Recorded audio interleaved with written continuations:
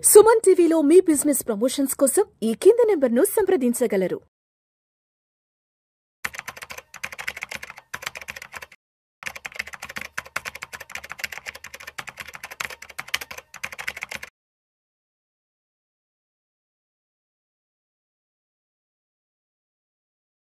నమస్తే, welcome to Vishnu talks. నేను విష్ణు. ప్రస్తుతం మనతో పాటు AMFI registered mutual fund distributor వెల్ది చక్రధర్ గారు ఉన్నారు. వారితో మాట్లాడదాం.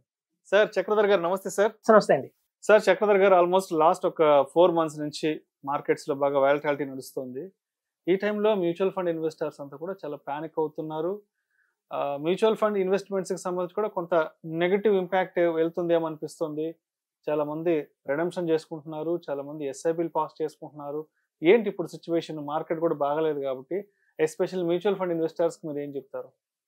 ఇది యాక్చువల్గా పానిక్ అవ్వాల్సిన అవసరం లేదండి. మేము గత 20 ఏళ్ళుగా ఇందులో ఫీల్డ్ లో ఉన్నాము. సో మ్యూచువల్ ఫండ్స్ అనేవి అప్ అండ్ డౌన్స్ అయితే కామన్ గా ఉంటాయి. స్టాక్ మార్కెట్ అంటేనే కొంచెం అప్ అండ్ డౌన్స్.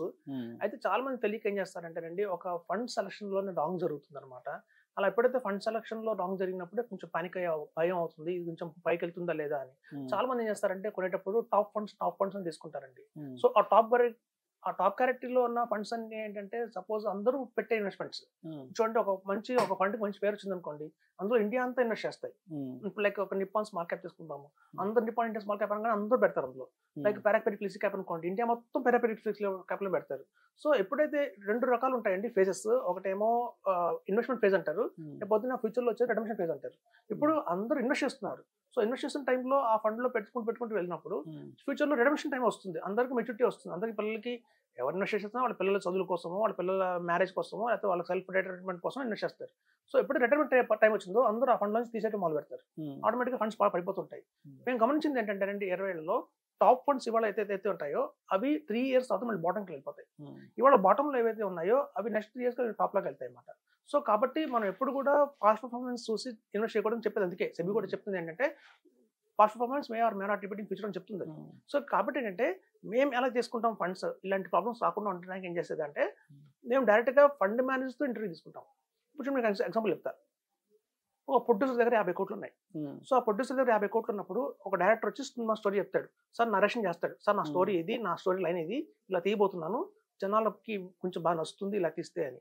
సో ఎప్పుడైతే మనం డైరెక్టర్ దగ్గర మనం వింటామో మనకు ఒక ఐడియా వస్తుంది, ఓకే నిజంగానే జనాలు దీనికి సింక్ అవుతారా అవరా అని చెప్పి.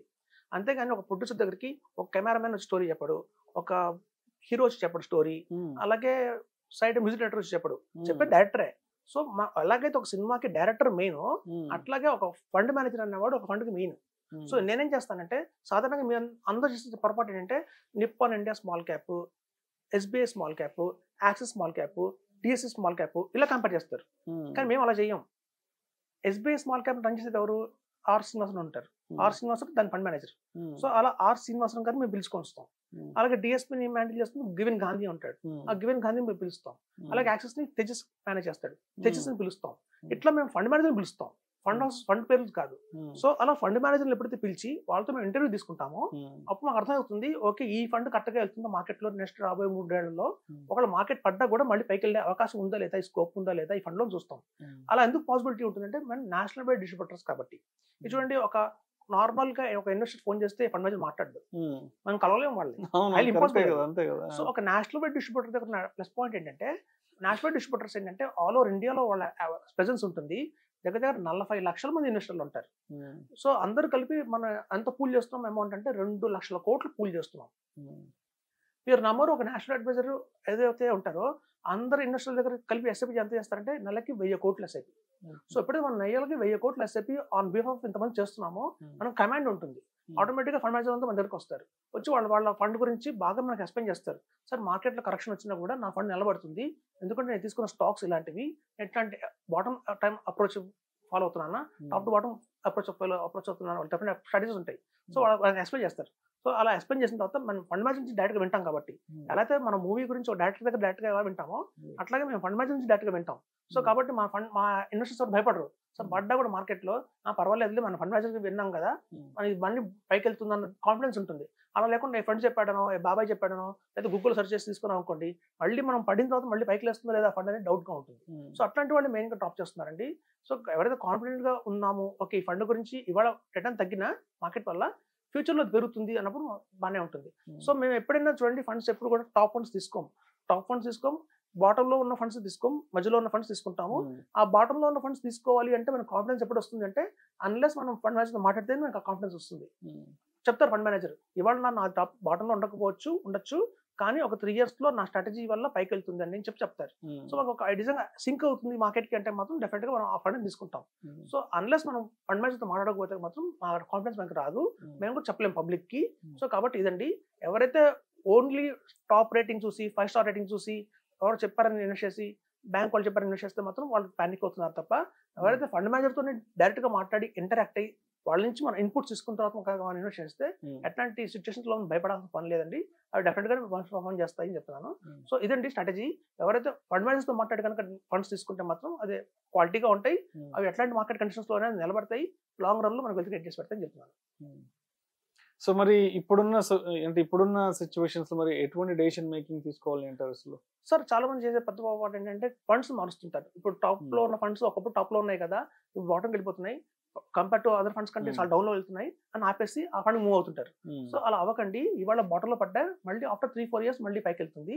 సో ఇన్వెస్ట్మెంట్ హారిజన్ కనుక మీరు కనుక 15 years కనుక కంటిన్యూస్ గా ఉంటే అది చాలాసార్లు బాటంకి వెళ్ళి మన పైకి వస్తుంటుంది.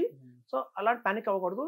ఎప్పుడైతే ఫండ్ మేనేజర్ మారిపోతున్నారో చూడండి, మేము చాలా సోర్సెస్ ఉంటాయి. ఒక ఫండ్ సెలెక్ట్ చేయాలంటే దానికి ఓన్లీ 5 star రేటింగ్ చూడకూడదు, రోలింగ్ రిటర్న్స్ చూడాలి. మెయిన్ గా రోలింగ్ రిటర్న్స్ మనకు చెప్తుంది ఎన్నిసార్లు బాటంకి వెళ్తుంది ఆ ఫండ్, ఎన్నిసార్లు టాప్ లోకి వెళ్తుంది చెప్తుంది. So rolling returns, quarter ranking, ఈ రెండు మెయిన్ అండి. ఈ రెండు కనుక చూసుకుని ఇన్వెస్ట్మెంట్ చేస్తే మాత్రం ఆ ఫండ్ మేనేజర్ ఎవరు, ఆ ఫండ్ మేనేజర్ కంటిన్యూ అవుతున్నారా లేదా అని చూసుకోవాలండి. బెస్ట్ ఎగ్జాంపుల్ చెప్తాను, మెరా అసెట్ లో ఫండ్ మేనేజర్ ఉండేవాడు గోపాల్ అగర్వాల్ అని చెప్పి. సో ఎప్పుడైతే గోపాల్ అగర్వాల్ ఫండ్ మేనేజర్ గా మెరా అసెట్ లో కొనసాగుతున్నాడో ఆయన చాలా బాగుండేది. మెరా అసెట్ బ్లూ చిప్ అని మెరా అసెట్ అన్ని ఫండ్స్ టాప్ లోకి వెళ్ళి ఆయన రిజైన్ చేసేసి హెచ్డిఎఫ్సి మూవ్ అయ్యారు. ఎప్పుడైతే హెచ్డిఎఫ్సి మూవ్ అయ్యారో మిడ్ క్యాప్ ఆపర్చునిటీస్ కి ఈ తగ్గి అది మళ్ళీ పెరగడం మొదలు పెట్టింది. సో ఫండ్ మేనేజర్స్ కూడా చాలా కీ రోల్ ప్లే చేస్తారు. మీరు చూస్తే మోతిలాల్ ఒస్వాల్ ఒకప్పుడు మనకి ఏం ఉండేవాళ్ళు అనమాట, ఆశిష్ సోమయ్య ఉండేవాళ్ళు. ఆశిష్ సోమయ్య వైట్ మూవ్ అయ్యారు. మూవ్ అవ్వగానే మనకి మిడిల్ కొంచెం డిప్ అయింది. సో మళ్ళీ బయట పైకి లేచింది. సో ఎప్పుడైతే మళ్ళీ ప్రీతికి ఫండ్ మేనేజర్ మళ్ళీ మోతిలాల్లో జాయిన్ అయ్యాడో మళ్ళీ పైకి వెళ్ళడం మొదలు పెట్టింది. సో మేము చూస్తున్న ఇందులో ఏంటంటే ఫండ్ మేనేజర్ కీ రోల్ అండి. మన వాళ్ళు డైరెక్టర్, మన సినిమా డైరెక్టర్ చూడండి, సుకుమార్ సినిమా కానీ మీకు ఐడియా వస్తుంది, రాజమౌళి సినిమా కానీ ఒక ఐడియా వస్తుంది. ఓకే, అంటే ఆ సినిమా రాకముందు మీకు ఐడియా ఉంటుంది వాళ్ళు ఎలా తీయబోతున్నారని చెప్పి. అట్లాగే ఫండ్ మేనేజర్ స్కిల్ అండి. ఒక మంచి ఫండ్ మేనేజర్ రన్ చేస్తాడు ఫండ్ అంటే మాత్రం ఒక ఐడియా ఉంటుంది, ఈ 50 రోజులు మనకి 15%, 18% కొడుతుందని చెప్పి. సో మనం వాళ్ళని నమ్ముకోవాలండి మెయిన్ గా. సో మనం ఓన్ గా షేర్స్ కొనుక్కుంటుందా, ఎందుకు మ్యూచువల్ ఫండ్స్కి వస్తున్నాము అంటే ఫండ్ మేనేజర్స్ వస్తున్నాం. సో అలా ఫండ్ మేనేజర్ కనుక క్వాలిటీగా ఉన్నారంటే మాత్రం ధైర్యంగా ఇన్వెస్ట్ చేయండి. ఎంత లాంగ్ టర్మ్ అయినా కొనసాగించవచ్చు. వాళ్ళంత కాలం వాళ్ళు వేరే కంపెనీకి మారితే మాత్రం మళ్ళీ మనం ఆలోచించుకోవాలి, కంటిన్యూ అవ్వద్దా అని. చూడండి, మ్యూచువల్ ఫండ్స్ లో పడుతున్నాయి, మార్కెట్ పడుతుంది కాబట్టి మనం మారకూడదు. ఫండ్ మేనేజర్ మారితే మారాలి, అది మాత్రం కీగా అబ్జర్వ్ చేసుకుంటూ ఉండాలని చెప్తాను. Thank you sir.